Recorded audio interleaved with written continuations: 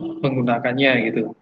Nah, bagaimana menurut kalian, apakah ada kendala karena mata kuliah ini kita menggunakan komputer gitu?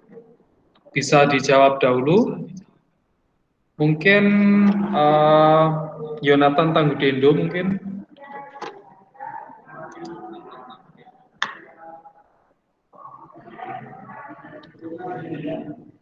atau yang lain, Adwinto Umbutoku, silahkan. Apakah mata kuliah ini ada kendala, misalkan menggunakan komputer dan tidak semua mahasiswa memilikinya gitu? Ya Pak, terima kasih atas waktunya. Mungkin dari saya Pak, untuk komputer atau laptop belum punya Pak. Ya,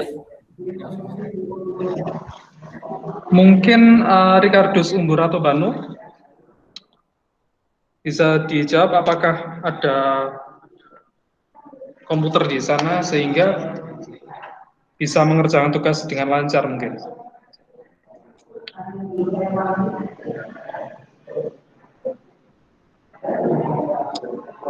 Belum nyambung ya?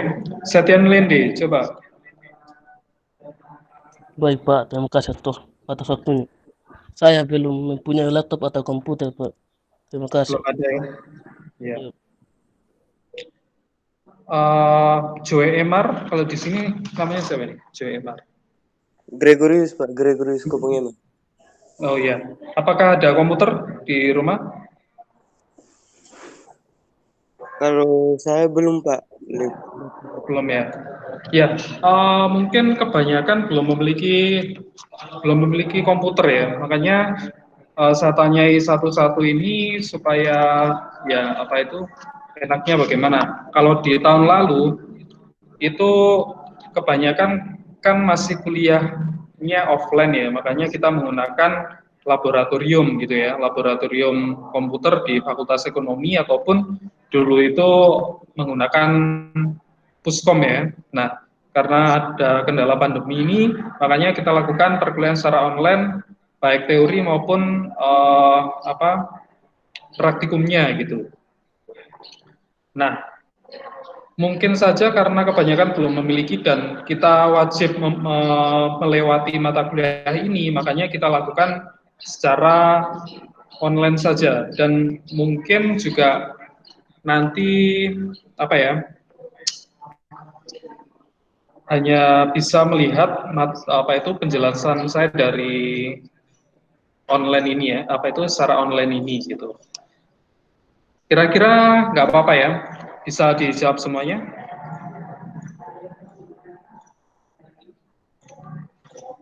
Mungkin bisa ngasih jawaban salah satu, atau Winto, nggak apa-apa ya, kita lakukan secara online gini aja. Atau Yonatan Tanggudendo, silahkan menjawab gitu. Ya Pak, nggak apa-apa Pak. Nggak apa-apa ya. Ya Pak. Oke. Ya, baiklah, kita lanjutkan saja ya untuk perkuliahan kali ini. Nah, saya akan jelaskan tentang RPS-nya gitu.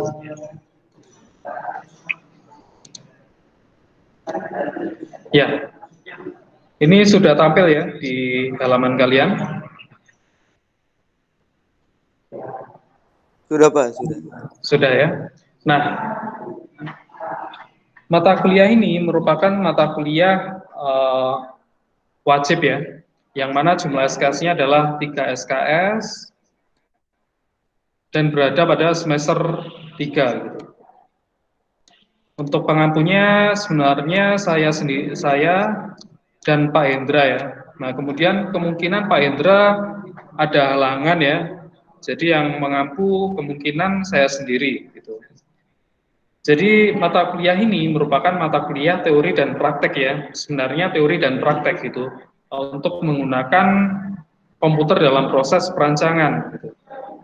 Nah, aplikasi ini apa itu berkaitan dengan metode visualisasi dasar hingga lanjut tentang pembuatan unsur taman, baik berupa model 2 dimensi ataupun 3 dimensi ya, sehingga representatif pada penyajian kepada klien gitu. Nah, intinya kita pada mata kuliah ini menggunakan software untuk menggambarkan rancangan ya, yang mana nanti akan diserahkan kepada klien gitu ya. Nah, dalam hubungannya arsitektur lanskap ya. Nah, softwarenya apa aja gitu? Ini ada beberapa ya. Ada yang penting adalah AutoCAD, kemudian ada SketchUp dan ekstensinya, kemudian ada juga software finishing seperti Adobe Photoshop, Real Time Landscaping Architecture gitu. Nah, sebenarnya pada waktu dulu mata kuliah grafik digital ini seharusnya ada 2 seri gitu ya. Ada kelas A dan ada grafik digital 1 dan grafik digital 2. Namun pada kurikulum belum sampai dipecah, sehingga kalau misalkan dipecah itu ada grafik digital 1 lebih fokus kepada pemodelannya gitu. Sedangkan grafik digital 2 lebih kepada finishingnya gitu. Untuk Adwinto mungkin ada kendala jaringan ya. Tadi ada message dari Adwinto kalau belum muncul gitu. Seharusnya ini muncul. Mungkin dari Joe Emar ataupun teman-teman yang lain sudah muncul ya? Muncul Pak, muncul. Muncul ya. Sudah, Pak. Iya Pak. Mungkin kendala jaringan sehingga tidak bisa muncul gitu. Nah, begitu juga ini ya saya lanjutkan. Nah, di mata kuliah ini yang saya ceritakan tadi sebagai pemodelan dan finishingnya itu seperti kalian ya membuat rumah itu nanti pada saat finishing itu kayak menata layoutnya, kemudian lebih menghias hasil kerjaannya tadi 3 dimensi tadi sehingga lebih indah gitu. Nah, itu juga perlu didukung oleh persyaratan minimal software yang tadi ya. Kalian yang paling wajib itu ada 2 itu ya. Ada AutoCAD dan SketchUp itu yang wajib bisa gitu ya. Selain kalian menggambarkan secara hand drawing gitu. Kalau zaman dulu saya kuliah tahun 2004 itu kan masih populer menggambar dengan mesin gambar ya, seperti di meja besar gitu. Nah, seiring berlanjutnya kemajuan zaman, nah itu digantikan ya. Jadi ya, gambar-gambar manual tadi digantikan dengan software gitu. Nah, itu dituntut juga ya untuk semua mahasiswa arsitektur ataupun praktisi menggunakan software yang terbaru ya, tapi yang enggak versinya yang paling akhir enggak. Pokoknya kita tetap mengikuti software tadi supaya tidak ketinggalan. Soalnya kan banyak perusahaan yang mewajibkan supaya bisa minimal ada AutoCAD dan SketchUp itu ya, ataupun nanti ada yang lain ya. Nah, untuk software finishing itu ada Photoshop, ada Corel, Real Time Landscaping ya, tapi tidak semuanya bisa dijelaskan karena keterbatasan waktu ya. Yang tadi saya jelaskan seharusnya dipisah ya, ada grafik digital 1 ataupun 2 gitu. Kemudian kalian bisa ada tuntutan untuk mata kuliah ini kalian bisa memahami perintah gambar dalam software AutoCAD gitu ya. Kemudian mampu mengenali unsur perintah dalam AutoCAD, mampu mengetahui ya adanya layer, heads, memberikan dimensi dan lain-lain gitu ya. Kemudian mempraktekkan tips menggambar seperti posisi tangan ya. Ini di nomor 4. Misalkan kalian menggambar itu posisi tangan kanan memegang mouse, kemudian posisi tangan kiri pada jempol itu menekan spasi gitu ya. Kemudian jari kelingkingnya escape. Nah, biasanya kalau masuk perintah di AutoCAD itu kalian mengetikkan perintahnya ya. Kemudian kalau meng-cancel itu dengan escape-nya gitu. Nah, berikutnya di nomor 5, kalian harus mampu ya menggambarkan DNA sederhana berupa gambar 2 dimensi gitu. Kemudian gambar proyeksi dan mencetaknya. Kemudian nomor 6, mampu menggambarkan bentuk dimensi 3 ya, 3 dimensi ya, gambar 3 dimensi dengan AutoCAD ataupun SketchUp gitu ya.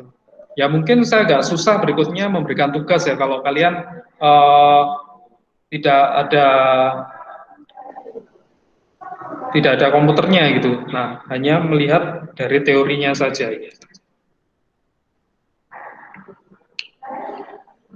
Berikutnya mampu memahami interface SketchUp ya dan alat toolbar-nya di dalamnya itu.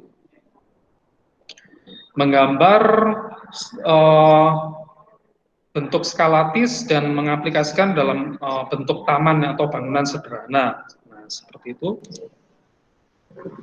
Kemudian selain menggambar secara manual di SketchUp ya,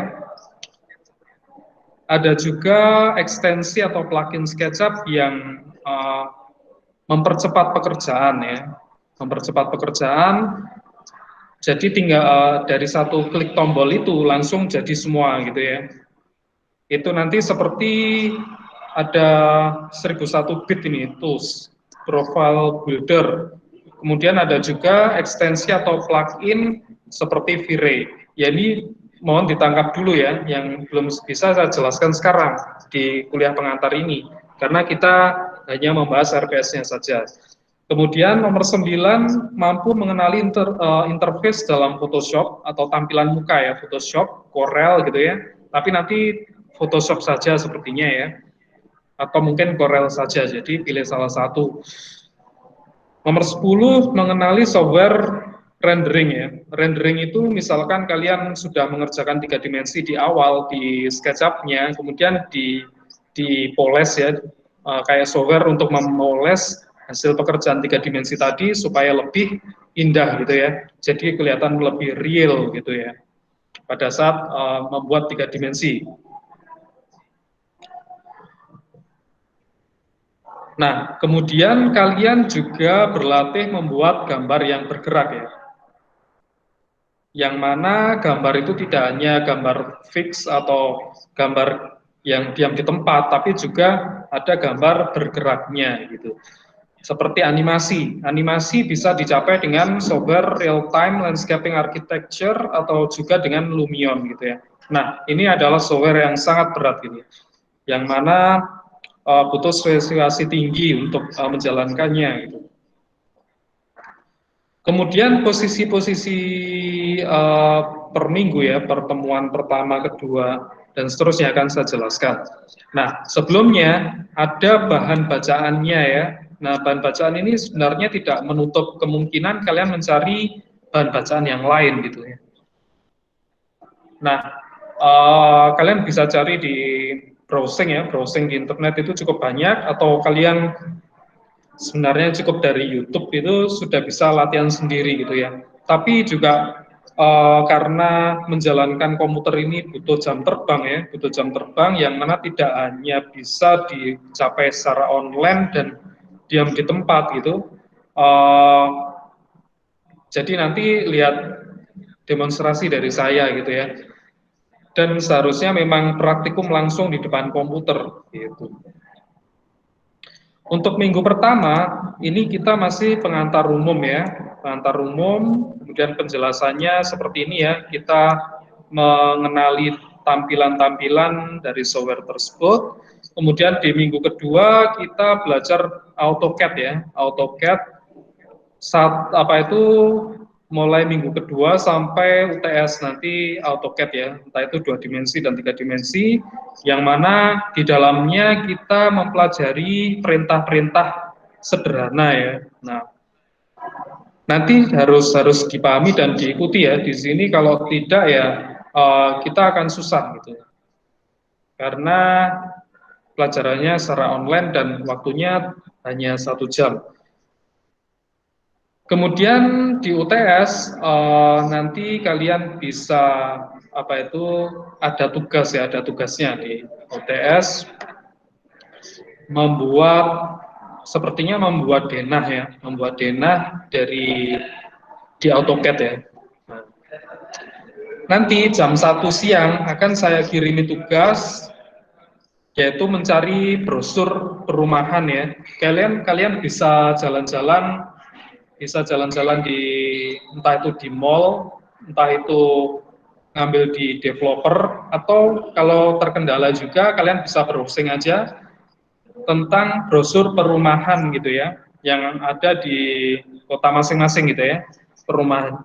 Jadi tugasnya mencari brosur perumahan, kalau bisa sih tipe sederhana saja, tidak usah tipe bertingkat, tipe yang macam-macam ya. Cukup tipe 20 atau tipe 36 atau tipe 60 maksimal gitu ya. Jangan tipe yang besar-besar, kalian nanti susah menggambarkan dan butuh waktu yang cukup lama gitu. Cari yang tipe terkecil aja menurut saya. Kemudian di minggu ke-9 ke-10 ini lebih menggambarkan ke software SketchUp ya. Dan kita mengenali toolnya ya, atau alat-alat di SketchUp-nya itu. Minggu ke-11 nanti mempelajari tentang ekstensi ya, ekstensi atau plugin dari SketchUp itu. Berikutnya, ini juga masih di minggu ke-12, kita berakhir di minggu ke-14 ya, jadi tidak sampai minggu ke-16 seperti perkuliahan biasanya gitu. Nah, setelah SketchUp ini selesai, mungkin akan saya ajak ke Enscape ya, atau mungkin V-Ray, yang mana spesifikasi apa itu ininya cukup beda ya, basicnya, dasarnya itu beda. Kalau V-Ray nanti basicnya dia ngambil dari prosesornya ya, kecuali yang V-Ray 4 akhir-akhir ini ya, dia bisa gabungan dengan VGA gitu ya. Kemudian kalau Enscape lebih menggunakan VGA atau kartu grafis dari komputer itu. Kemudian di minggu 14 atau mungkin terakhir gitu ya, kita bisa mempelajari Adobe Photoshop ataupun Lumion ya, ataupun nanti real time. Jadi sebenarnya cukup banyak yang harus dipelajari ya. Tapi mungkin nanti kita milih salah satu saja gitu ya. Tapi nanti akan tetap saya tunjukkan ya, yang real time bagaimana, yang Lumion juga bagaimana gitu. Nah, nanti UAS-nya itu seharusnya ya, saya belum memikirkan untuk sekarang, UAS-nya itu dari brosur yang kalian cari di minggu pertama ini, itu tetap digunakan sampai di akhir semester gitu ya. Jadi bisa menggambarkan di AutoCAD, SketchUp, kemudian dipindah lagi di Adobe Photoshop, kemudian dibuat animasinya, jadi berkelanjutan gitu ya. Tapi saya nggak tahu kalau misalkan ini kendala ya, kendala peralatan ini ya, saya juga masih bingung gitu untuk menentukan tugasnya gitu.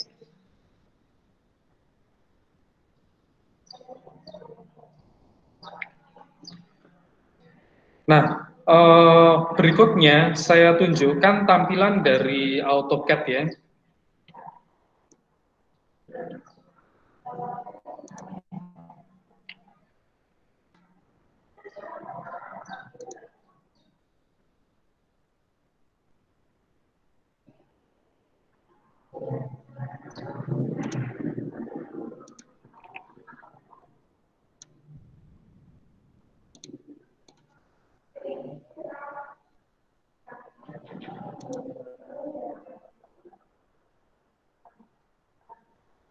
Nah, ini adalah tampilan dari AutoCAD ya, yang serba hitam ini ya.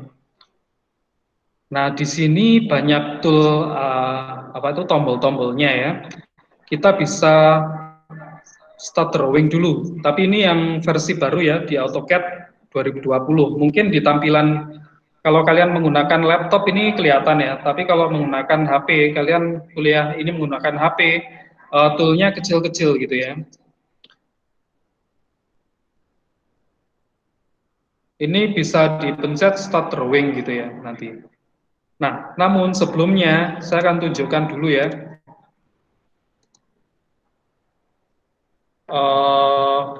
AutoCAD ya, AutoCAD sistem requirement atau persyaratan sistem untuk menjalankan AutoCAD ya. Nah, di sini dibutuhkan ada 64 bit OS-nya atau operating system seperti Windows-nya ya. Tapi kalau kalian menggunakan versi yang lama atau versi tahun 2010 ke bawah itu ada yang 32 bit ya. Jadi kalau kalian punya laptop yang lama tetap bisa menjalankan ya. Kalau kalian punya laptop yang cukup baru ya semuanya bisa dijalankan dengan lancar gitu ya. Ini yang spesifikasi paling baru soalnya ya. Prosesornya 2,5 GHz, 3 plus ini maksudnya 3 Hz ke atas recommended ya. Memorinya minimal 8 GB atau kalau kalian menggunakan software AutoCAD 2010 ke bawah 2 GB, 1 GB pun tetap bisa menjalankan AutoCAD ya. Tapi nanti tergantung Windows-nya. Kalau Windows-nya masih Windows 7 itu ya bisa. Kalau kalian menggunakan Windows yang baru nanti ya nggak bisa gitu. Ini adalah sistem requirement dari AutoCAD 2020 yang mana yang saya pakai sekarang ini ya. Ini sistem requirement-nya untuk AutoCAD 2020. Nah, sistem requirement yang dipajang di website masing-masing software ini bisa sebagai dasar atau pijakan pada waktu kalian akan membeli laptop ya. Ini kan kelihatan banget di sini semuanya sudah menggunakan 64 bit operating system gitu. Kemudian prosesornya 2,5 GHz ke atas. Nah ini kalian kalau menggunakan Intel Core i3 ya bisa jalan gitu. Kalau Celeron ya mungkin agak-agak kendala gitu ya. Saya rasa kalian, menurut saya kalian wajib mencari laptop ya, yaitu mungkin ya bisa sebagai investasi ya.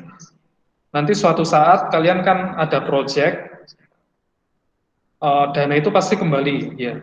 Jadi kalau kalian bisa menggambar dengan AutoCAD, SketchUp, ya itu sudah cukup sebenarnya ya, tapi harus dikembangkan skillnya. Jadi perusahaan yang sekarang ini kan tetap mencari ya, freelance yang bisa minimal kedua software itu ya. Jadi kalian jangan mengandalkan HP saja karena itu tidak bisa dibuat mengerjakan tugas gitu ya. Saya rasa laptop second yang harga 1,5 gitu ya, mungkin lebih murah dari HP kalian ya. HP kalian ada yang mahal-mahal gitu ya. 1,5 itu, misalkan Core i3 yang cukup lama itu pun sudah bisa ya menjalankan software ini gitu. Jangan mengandalkan HP saja gitu. Nanti kuliahnya tidak bisa jalan. Khusus kita di arsitektur lanskap. Tapi kalau kalian kuliah di ekonomi, kuliah di FISIP ya, itu tetap bisa jalan atau mungkin di pertanian yang lainnya. Tapi untuk mengerjakan tugas di arsitektur lanskap itu wajib memiliki komputer menurut saya ya. Entah itu laptop yang versi murah pun ya nggak masalah gitu. Tapi tetap bisa menjalankan software ini gitu. Kemudian kalau kalian punya dana atau budget lebih gitu ya, itu ada di sini dibutuhkan display card ya atau kartu grafis. Kartu grafis ini biasanya kalau di laptop ini akan muncul tulisannya NVIDIA GeForce berapa gitu ya, atau mungkin ada juga yang AMD Radeon berapa gitu ya. Nah itu akan sangat mendukung pada saat kalian mempunyai tugas ataupun mengerjakan gambar 3 dimensi. Jadi kartu grafis itu bisa integrated, yang ikut prosesornya katakanlah Intel HD berapa gitu ya, itu ikut prosesor. Namun kalau kalian punya laptop ada tulisannya NVIDIA GeForce, berarti itu lebih kuat ya dan lebih mahal gitu. Nah, bisa dilihat di sini ya.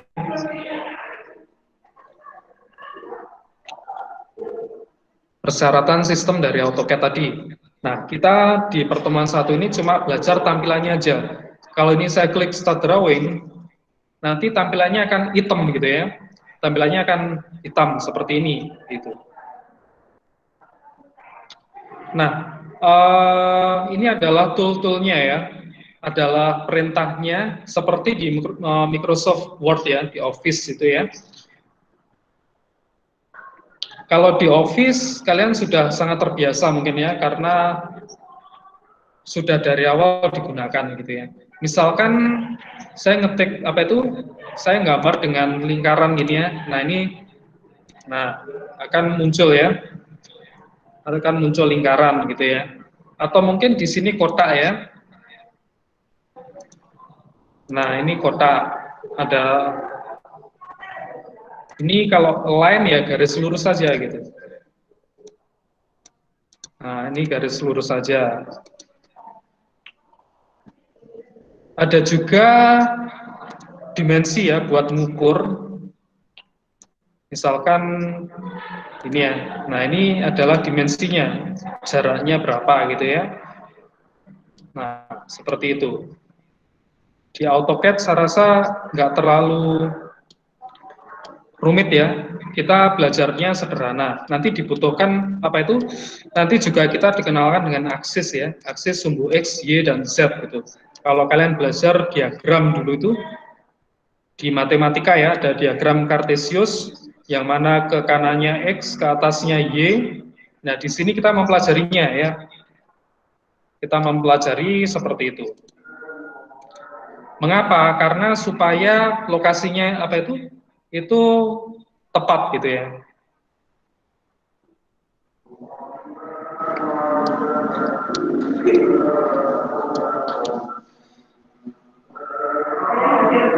Oh, ya.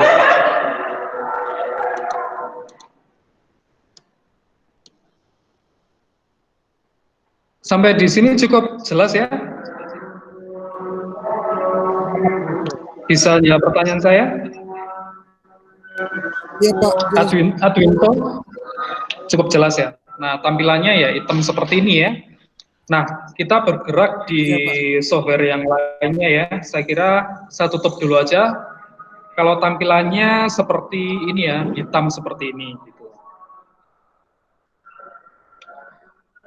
Kemudian kita bergerak di SketchUp ya. Waktu kita mungkin nggak begitu banyak lagi.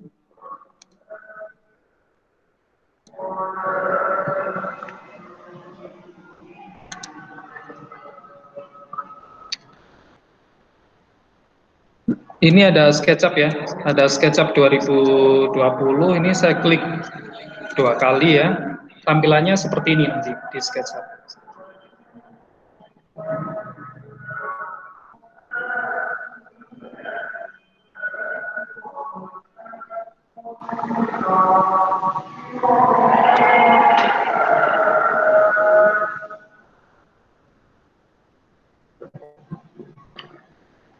Kita masih tunggu dulu. Nah, tampilannya seperti ini ya. Saya pilih yang sudah saya kerjakan sebelumnya aja. Sebagai contoh ya.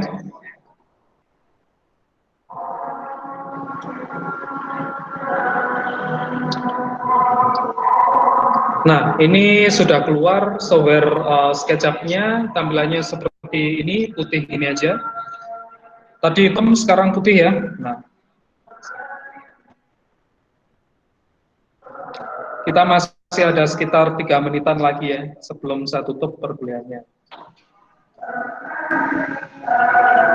Iya Pak.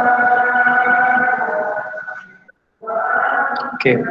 Nah, ini adalah contoh tampilan dengan SketchUp 2020.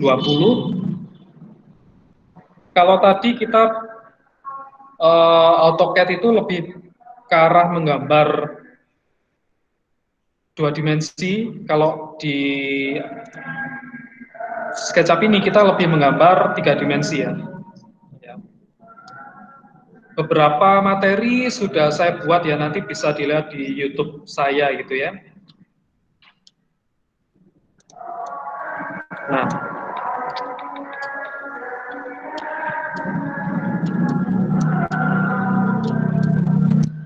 persyaratan sistemnya nanti bisa kalian cari di internet ya, yaitu SketchUp sistem requirement ya. Nah, ini nanti bisa kalian lihat.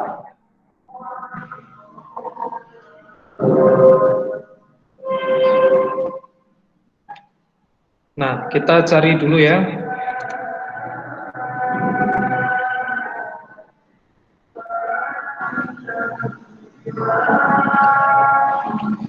Kalau di sini ada minimum specification dan recommended ya. Jadi mirip dengan AutoCAD tadi ya.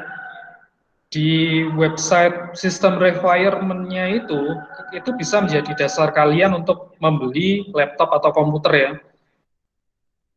Misalkan jangan hanya bisa untuk ngetik saja, game aja, tapi juga bisa buat kerja. Nah, ini ada sistem requirement-nya.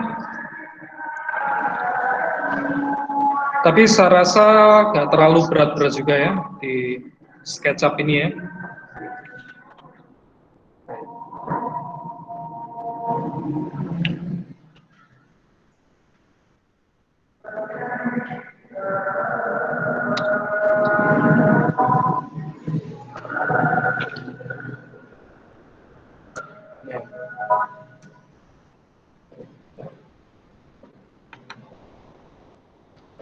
Jadi yang dibutuhkan hanya ini aja ya.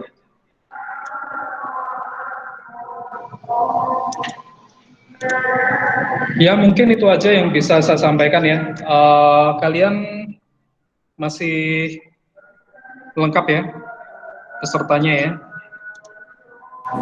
Iya Pak.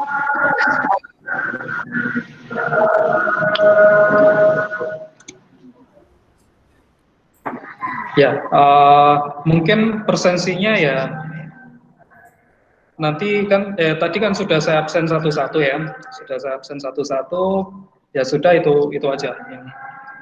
Baiklah, kita ketemu lagi minggu depan di jam yang sama ya. Satu tutup perkuliahannya. Selamat siang semuanya, bisa meninggalkan roomnya ya. Siang, Pak. Kalau mungkin ada pertanyaan bisa ditanyakan di Google Classroom-nya. Oke? Oke, Pak. Oke.